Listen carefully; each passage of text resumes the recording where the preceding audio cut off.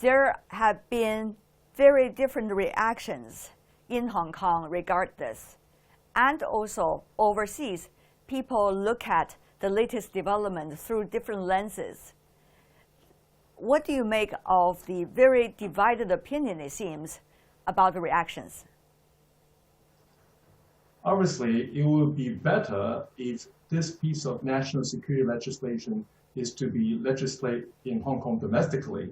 I mean, Article 23 of the Basic Law allow Hong Kong to enact this piece of legislation.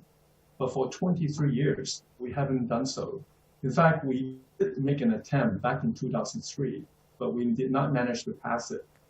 And so, this has been long overdue. And so, but the event happened last year. No longer can allow us to wait any longer. I mean, as you can see from the social unrest last year, you have now seen people, although still a small group of people, calling for the independence of Hong Kong.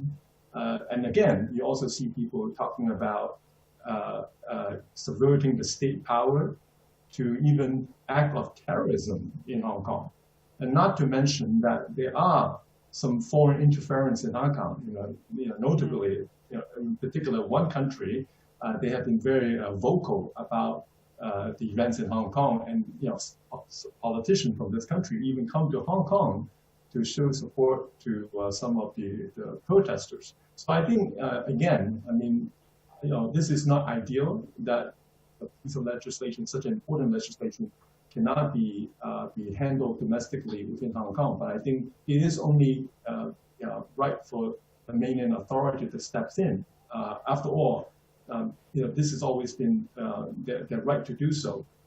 They have given Hong Kong, they have authorized Hong Kong to legislate the law domestically, but we have failed to do so. So I think, this is definitely the right direction. But I do agree, though, this is just the first step. We have to do a lot of explaining to the people in Hong Kong that the passing of this legislation would not diminish any, like, for example, freedom of expression. This has nothing to do with freedom of expression, right? So I think this is more about the national security interest that has to be of the most important to Hong Kong and to the country. Yeah. And so, but again, as I said, we do need to explain to people, let them feel comfortable that this piece of legislation will not affect majority of the people in Hong Kong.